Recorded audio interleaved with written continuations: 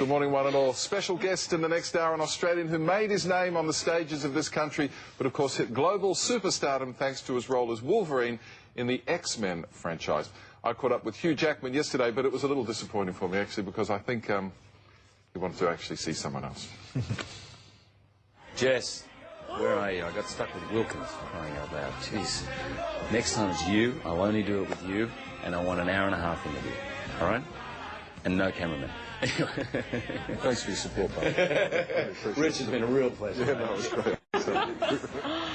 I don't think I'll be able to speak for the rest of the morning. Be and that's still saying your something. beating heart. He is divine. He's sleazy, come on. No, he is every woman's just dream come true. He's a lovely man. He is handsome, he's tall, he's spunky, he's intelligent. He's got good hair. He can sing, he can dance. He's way too talented. I'm glad he left the country a long time ago. But he's married.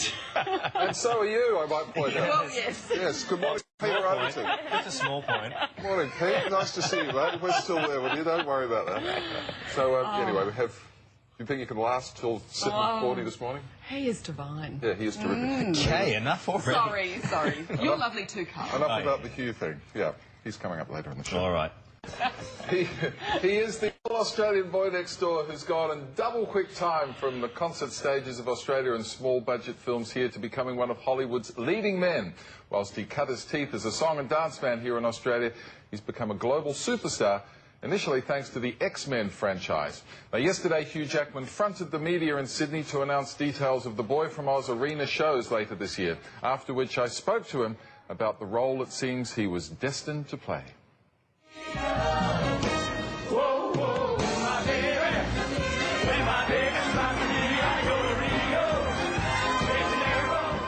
Is it good to be back?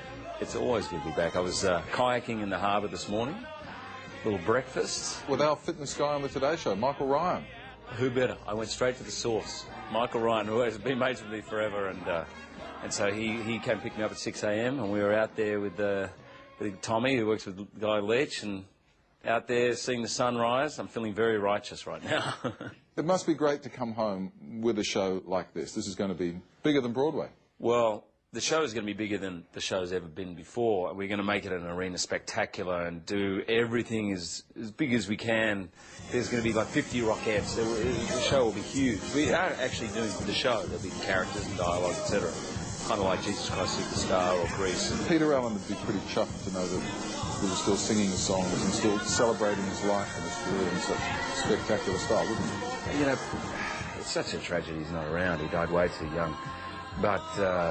man, that guy lived life to the full. He lived every day. And, you know, when we were doing the show on Broadway, many people who knew him came up to me and said, you know, this is fulfilling one of Peter's dreams. Because he tried to do a Broadway musical, Legs Diamond, that didn't really work. But the Boy from Oz was a big hit on Broadway. And people who knew him said that this means more for them and would have meant more to Peter than anything, to know that. And then it was about him, you know, so... You've worked hard before. You did Beauty and the Beast, 8 shows a week. You did Oklahoma and all that stuff. But working Broadway, you know, the epicenter, it's in front of the most discerning theatre-going crowds in the world. What was that like? They're tough in every sense. They are very vocal. If you're not doing so well, you're not going to just... People aren't just going to slink out at an interval. They were like, oh, mate. You know, really? Yeah, occasionally they boo, or they, what's this? And they're not, you know, as I said, if the show doesn't work, we'll be on holidays within a week, you know. There's no mucking about. And the same goes, thankfully for us, the show went well. I mean, that show was rowdy. People were just going crazy, mental. I mean, one woman saw the show 200 times. Yes, it was a little excessive. It was a little excessive, Maeve. You've made 3 X-Men now, and there's a Wolverine spin-off, is that right? Yeah, we're milking it. That's amazing, isn't it? No, the X-Men 3, you know, it's great. It's going to be, I think it's going to be the best of the 3. So I'm in a lucky situation that I'm in one of those movies that has sequels that I think the movies are getting better each time. And I love playing that character, so I want to do the Wolverine movie. It's just opened so many doors for it, hasn't it? I mean, it changed my career overnight when that thing opened. No one knew it was going to be a hit. Many people thought it was going to be a dog and it would fail, and it was such a huge hit, and I was sort of at the centre of it, and before I knew it, literally the next day I was getting a call from Travolta wanting to be, and life had changed, you know. So it was one of those sort of Hollywood stories, really, that True Hollywood story. True Hollywood story. And there's no going Now back watch him take the drugs and go downhill. Well, you know, one of the things, everyone who knows you, there we have a Hugh Jackman exclusive. See, that's never going to happen to you because you have this ability to keep your feet on the ground. People that know you know what you like and like you. People that don't know you would like to know you. Well, thank you, mate. But I was 27 when I think I got my first job. So, you know, I think it's a different story for people who are 18 and, you know, I was who I was. I don't really like pretension. I don't like people who are pretentious. And, you know, I've been incredibly lucky the things I got to do. And I've met some amazing people, worked with some amazing people. But I've also waited tables for 6 years. And, you know. The Hollywood star system is, you know, quite bizarre. But you seem to be removed from that. You've got Deborah Lee and the kids. And you know, that whole celebrity thing, my story is pretty boring. Ultimately, you know, for the tabloids, I'm married with 2 kids, and I am very happily married, and they seem to think I'm happily married, and it's kind of like, you know, so they don't. He's bored. Yeah, so they don't sort of follow me around. So it's perfect as far as I'm concerned. Well, mate, it's lovely to have you back home, albeit briefly.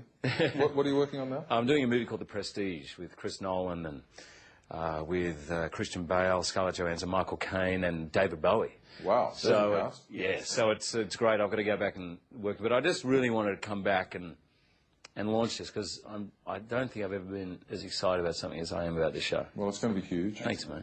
You'll be there. I'll be there. Good to see you. You'll be up dancing on stage, my man. Oh, get ready. You're doing that at the end. Who knows? No, I won't be there. Yes, Hugh Jackman, sadly, if there is any dancing involved, I can take no part in that. Joining Hugh on stage will be Colleen Hewitt, who's going to be playing his mum, Peter Allen's mum, Chrissy Amphlett, and Angela Toohey, reprising their roles as Judy Garland and Liza Minnelli that they played in the Australian tour. This new tour starts in Sydney early August before heading to Melbourne, Adelaide and Brisbane. Tickets on sale Monday, the 27th of February. And Hugh, just one of the genuinely nice guys in the business. He's a sweetheart, isn't he? Divine. Yeah. That's my word.